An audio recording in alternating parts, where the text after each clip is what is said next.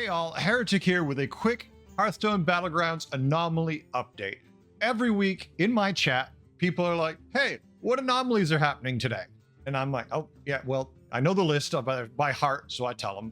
But people are constantly asking, so let me throw it out here real quick with this week's anomalies, what they do, what heroes are banned in them, and if there's anything unusual you should think about while playing them really fast. Right off the bat, we're gonna start with Blood of Sargeras. Now it says, at the start of your turn, set your hero's health to 12. So obviously at every turn, your health is going to be 12, whether it's lower or I mean somehow higher, it shouldn't be. But the question here is, does it affect armor? I don't know. Nowhere did I see it discussed. Did anyone actually touch upon if it will indeed affect armor initially? I mean, I would think no, because it doesn't say anything about take damage. It just says set it to 12. But that's just me guessing, looking at it. Maybe it does. Maybe it was mentioned somewhere in a Twitter post, but I haven't seen it, so I don't know. But ban heroes from this, the only one is Patchwork, because guess what? Patchwork hero power is you have 60 health. If it's now 12, not terribly good. Quick tip with this one, I would think going 3-on-3 is a conversation piece for basically every board. It's almost, I think it's impossible for you to die when I do the numbers out here and look at it myself. So barring anything stupid, you should be perfectly safe every time 3-on-3ing. 4-on-4, that's a conversation depending on what your lobby looks like and what's offered to you and if your opponent is likely to do that. But play each game, you know, as they stand. Wait and see what else is in the lobby and what heroes you're looking at. Next up, we have Minimron's Clockwork Stadium. You cannot upgrade your tavern with gold. It upgrades itself every 2 turns. This is a super simple one. I'm kind of surprised this one wasn't in the first batch of them released, but oh well, they don't all have to be super complicated things to figure out. Basically, you don't worry about tiering. It tiers automatically for you. So plan accordingly. Set up your triples and maybe sit on things for a little while. You're not going to take spike damage from someone tiering super fast and getting access to high level minions early. Everyone's going to be progressing at the same pace. The ban heroes from this are Alexstrasza. Makes sense. No way to get to 5 early.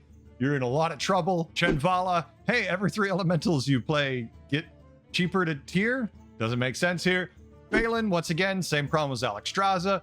Millhouse. Hey, the penalty of your hero power is supposed to be it's more expensive to tier and refresh, but we've just eliminated the tier portion of it. So if you get cheaper refreshes too, ooh. And Omu, well, Omu doesn't get to tier.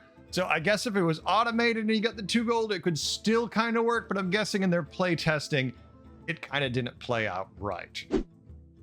In this particular lobby, the only thing I would do a little different is be prepared to hang on for triples.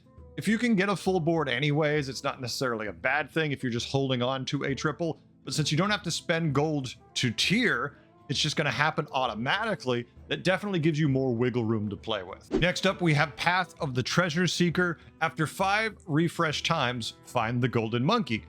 This is the exact same thing as the minion Elise. Basically, everyone has an Elise, just not on board. Every time you hit refresh 5 times, bam, you're going to get yourself a golden monkey, which means a triple. So big value, a lot of fun. As for heroes banned in this one, none I can see at this time. At least at the time of this video recording, I've seen no posts about anything being banned from this particular one yet. In this particular lobby, the only thing I would do a little different, plan your tiering accordingly. If you've got just the right amount of gold and you can tier refresh once and then pick up that triple, big value. It's a nice predictable path. There's definitely be some tricks people figure out and ways to make this more efficient.